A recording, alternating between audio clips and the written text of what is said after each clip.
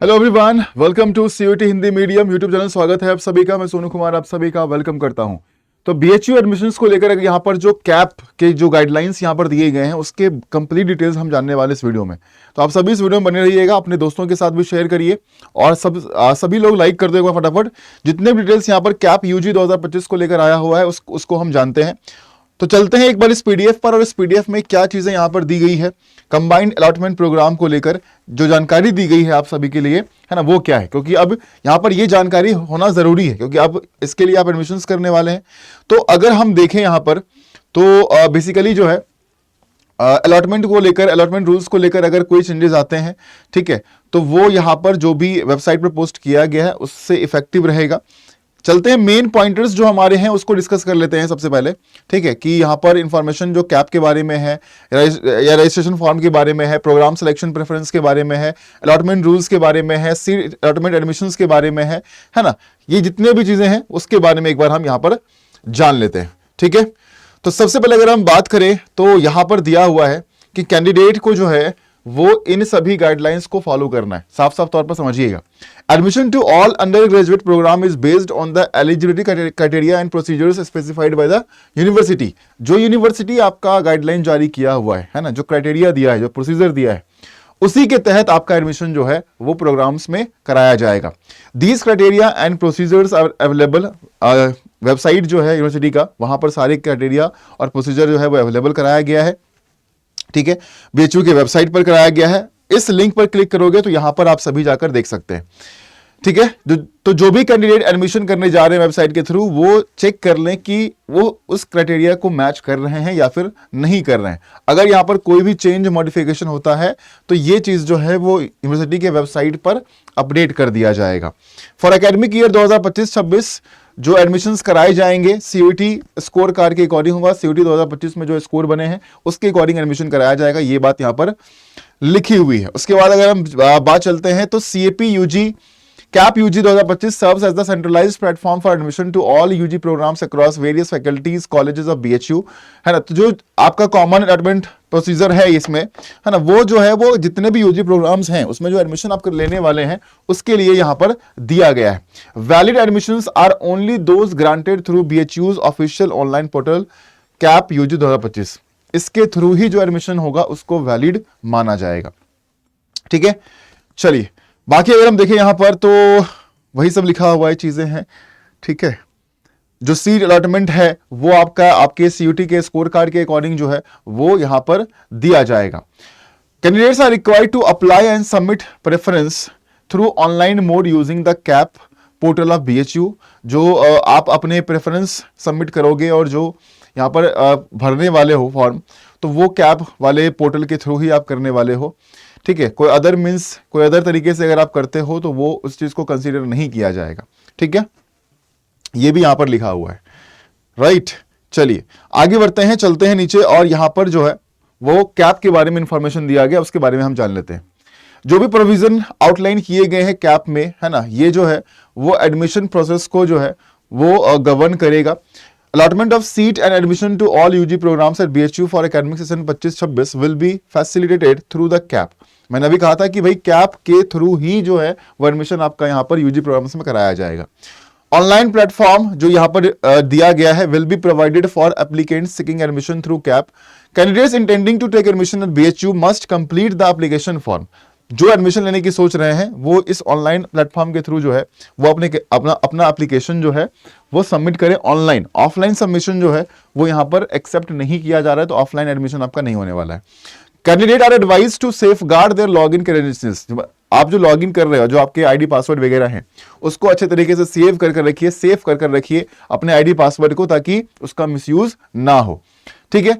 तो one time cap registration fee क्या यहां पर दिया गया है, तो यूआर, ओबीसी, एनसीएल और ईडब्ल्यूएस के लिए 500 रुपीज है जो आप रजिस्टर करोगे, और एससी, एसटी, पीडब्ल्यूबीडी के लिए 250 रुपया है, 250 रुपीज जो है वो फीस रखा गया है, ठीक है।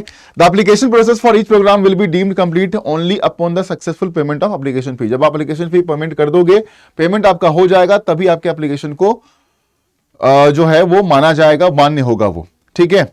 और ऑनलाइन पेमेंट करना है आपका, ये रिफंडेबल नहीं है। ऐसा नहीं है कि आपने फी पेमेंट कर दिया, ये 500 रुपया 250 रुपया, तो ये अगर आप नहीं करते हो आगे एडमिशन तो वो रिफंड हो जाएगा, ऐसा नहीं है, ये रिफंड आपका नहीं होने वाला है।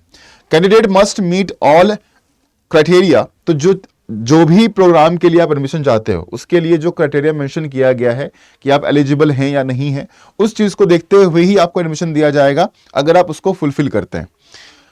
Upon verification of all documents and fulfilment of eligibility criteria, the department center college will provisionally approve the allocated seat।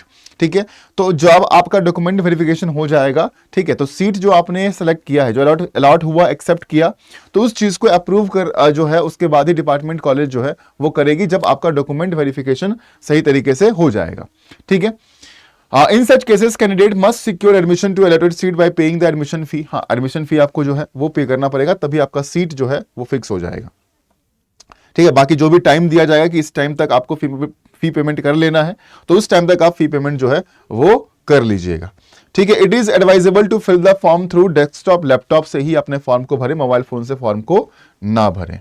ठीक है, तो ये जानकारी यहां पर दी गई है।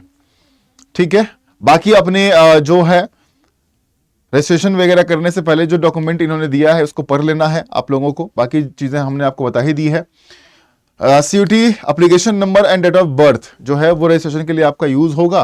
The candidate's name, date of birth, NTA score, signature, photograph will be automatically imported from the CUET UG portal. बाकी जो सीयूटी यूजी का एग्जाम दिया आपने, तो उसमें आप जो डिटेल्स आपके ऑलरेडी गए हुए हैं, तो वो ऑलरेडी यहाँ पर ये एक्सेप्ट कर लेगा। ठीक है, तो कैसे कैसे करना है एप्लीकेशन, तो पहला प्रोफाइल कंप्लीशन का होगा, जिसमें कि आपको अपना पर्सनल डिटेल्स जो है, प्रोफाइल डिटेल्स होगा, अचीवमेंट होगा, एकेडमिक होगा, है ना, ये सब चीजें आपको करना पड़ेगा, अपलोडिंग्स वगैरह जो भी होगा। फिर प्रोग्राम सिलेक्शन की बारी आती है, जहां पर आपको प्रेफरेंस करने हैं सेलेक्ट। ठीक है, ऑर्डर द प्रेफरेंस, उसके बाद आपका चेंजेस जो भी करेंगे सेव कर देना है ना। और availability of any program and its preference location will depend on candidate's 12th class stream and the subject studied and CUT test paper appeared। तो 12th में आपके सब्जेक्ट्स रहे हैं और जो CUT में आपने दिया है उसके बेसिस पर जो है वो प्रेफरेंस को जो है वो अवेलेबल कराया जाएगा। ठीक है, उसके बाद फी पेमेंट वगैरह हो जाएगा। रजिस्ट्रेशन जो है वो इस पर जाकर अपने एडमिशन टैब में कर सकते हैं, अप्लाई नाउ करोगे आप इस पर, तो न्यू रजिस्ट्रेशन लिंक जो है वो आएगा, अपना application number, date of birth डालकर रजिस्ट्रेशन आप अपना कर लेंगे।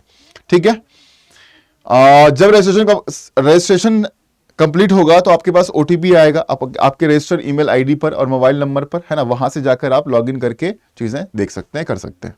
ठीक है, चलिए, तो प्रोफाइल सेक्शन कंप्लीट हो जाएगा आपका ऐसे इस तरीके से। एम्प्लॉय वार्ड कैटेगरी भी यहां पर दिया गया है कि अगर कोई कैंडिडेट है जो एम्प्लॉय वार्ड कैटेगरी से चाहता है, तो वैलिड एम्प्लॉय वार्ड सर्टिफिकेट भी उसके पास होना चाहिए, तभी आपको वो बेनिफिट मिलेगा। स्पोर्ट्स सेक्शन भी दिया गया है कि अगर कोई स्पोर्ट्स कोटा से जाना चाहता है तो उसका मेरिट और पार्टिसिपेशन स्पोर्ट्स सर्टिफिकेट वगैरह जो है वो सेल्फ अटेस्ट करके उसको सबमिट करना पड़ेगा, अपलोड करना पड़ेगा। ठीक है, बाकी जो भी रेलिवेंट डॉक्यूमेंट्स होंगे, है ना, अगर आप किसी कैटेगरी से हैं तो कैटेगरी सर्टिफिकेट्स वगैरह आपको डालने होंगे, तो वो सब सही तरीके से अपलोडिंग आपका होना चाहिए। प्रोग्राम सिलेक्शन और प्रेफरेंस जो है, सब्जेक्ट मैपिंग वगैरह जो है, तो candidate must fulfil the subject studied at class 12 eligibility required for registered courses. तो जिस कोर्स के लिए ऐसा दिया गया 12th में आपके ये सब्जेक्ट होने चाहिए, तो वो आपका होगा, तभी आपका एडमिशन जो है वो इसमें कराया जाएगा, आप जिस प्रोग्राम के लिए जा रहे हैं। Candidate must map the studied subject during filling academic details with the subject listed in the drop down of application form on portal. In case any subject is not listed, select other। अगर मान लो आपने कोई subject पढ़ा है लेकिन वो listed वहां पर नहीं है ना, वो आपको ऑप्शन में दिख ही नहीं रहा है, तो आप अदर वाला ऑप्शन होता है, अदर लिखा होता है, उसको चूज कर जो है वो आप आगे बढ़ सकते हैं। ठीक है, राइट। उसके बाद प्रेफरेंस सिलेक्शन वगैरह जो होगा, तो आप कितने भी प्रोग्राम चूज कर सकते हो, ऐसा कोई लिमिट नहीं है, कितने भी प्रोग्राम चूज कर सकते हो, बस आप उसके क्राइटेरिया को मैच कर रहे हैं, ये बस वहां पर देखा जाएगा। ठीक है, candidates to select maximum number of preferences for which they are willing to accept admissions, है ना, मैक्सिमम नंबर ऑफ प्रेफरेंस आप भर दो जहां पर भी एडमिशन करने की आप सोच रहे हैं। उसके बाद टाइप ऑफ प्रोग्राम और लोकेशन, ये दोनों ही जो है वो स्पेसिफाई और आप प्रायोरिटाइज भी कर सकते हैं अपने प्रेफरेंस को लेकर अकॉर्डिंग टू प्रोग्राम्स और देयर लोकेशन। ठीक है, राइट। उसके बाद candidates opting major programmes with major and minor combination can select multiple combinations of programme with major and minor combination, है ना, आप मल्टीपल प्रोग्राम जो है वो सिलेक्शन यहाँ पर कर सकते हैं। ठीक है, तो ये सारे डिटेल्स यहाँ पर दिए गए हैं। बाकी जो है candidates are allowed to rearrange their selected combination of preference before the deadline for preference filling. उससे पहले जो है वो आप प्रेफरेंस को क्या कर सकते हैं, यहाँ पर रीअरेंज कर सकते हैं। जो डेट दिया गया, डेडलाइन दिया गया प्रेफरेंस फिलिंग की, must ensure the order of preference aligns with their choices before submitting the deadline for preference filling commissions will not be. उसके बाद जो है वो आपका परमिशन जो है वो खत्म कर दिया जाएगा, तो उसके बाद आप जो है उसको अरेंजमेंट रीअरेंज करने चाहेंगे तो वो आप नहीं कर पाएंगे। ठीक है, यही चीज लिखी हुई है। ठीक है, बाकी इसी तरीके से होगा पूरा जो है वो सेक्शन जो है उस तरीके से चलेगा। The allotment of the top possible preferences to a candidate will be provisional and based on criteria. अब देखो यहाँ पर जो अलॉटमेंट किया जाएगा टॉप पॉसिबल प्रेफरेंस का, उसके लिए क्या मापदंड है, मतलब किस तरीके से वो चीजें होंगी, तो जितने सीट अवेलेबल हैं उसके हिसाब से, merit list specific to the programme, उसके लिए जो मेरिट लिस्ट बनाया गया है वो, प्लस जो स्पेशल कैटेगरी है UR, OBC, NCL, SC, ST, EWS, इसके अकॉर्डिंग, और एडिशनल कोई भी अलॉटमेंट रूल्स होगा, पॉलिसीज होगा जो कैप में लिखा हुआ है, तो उसके अकॉर्डिंग यहां पर जो है अलॉटमेंट जो है वो किया जाएगा कैंडिडेट को। ठीक है, राइट। चलो, बाकी if a candidate fails to pay और adjust the admission fee within the specified time frame, अगर आप जो समय दिया गया उसमें अगर आपने फॉर्म भरा और फी पेमेंट नहीं किया है तो वो कैंसिलेशन ऑफ अलॉटेड सीट माना जाएगा, फिर आपका सीट जो है वो कैंसिल हो जाएगा। ठीक है, आपका कोई फर्दर अलॉटमेंट राउंड्स में आपका नाम नहीं होगा, आप उसमें एडमिशन नहीं ले पाएंगे, बस सिंपल सी बात है। ठीक है, आगे जो भी राउंड होगा, तो ये पूरा का पूरा जो है वो कहीं ना कहीं। अच्छा, विड्रॉल करने का जो बात है, तो अगर कैंडिडेट एडमिट हुआ है प्रोग्राम में और चाहता है कि वो अपना एडमिशन विड्रॉ करे, तो ठीक है, तो candidate can cancel admission through the dashboard using the withdraw option. तो जहां से आपने एडमिशन किया है उसी पोर्टल पर जाकर आप वहां पर विड्रॉ भी कर सकते हैं। The candidate won't be able to participate in any subsequent regular allotment rounds in any programme even if they occur. तो उसके बाद जो है वो आप किसी भी रेगुलर अलॉटमेंट राउंड्स में किसी प्रोग्राम में आप वहां पर पार्टिसिपेट नहीं कर पाएंगे। Withdraw button will be available till the active period of admission fee payment in the round. जब तक फी पेमेंट होगा तब तक जो है वो विड्रॉ ऑप्शन एक्टिव रहता है, अगर कोई करना चाहे तो वो कर सकता है। Will not be disabled after the payment deadline of any round all and will remain inactive. ठीक है, ठीक है। बाकी मिड एंट्री वगैरह भी है, तो फीस जो है वो मिड एंट्री के भी ऐसे ही है, यूआर के लिए, ओबीसी के लिए 500, एससी एसटी पीडब्ल्यू के लिए 250। ठीक है, चलो। स्पॉट राउंड में the candidates who have not registered for BHU UG counselling for, अगर आपने नहीं किया था बीएचयू में वो चीज, तो आप स्पॉट राउंड में जाकर पार्टिसिपेट कर सकते हैं। ठीक है, राइट। तो यही एक पूरा डिटेल्स जो है वो यहां पर दिया गया है।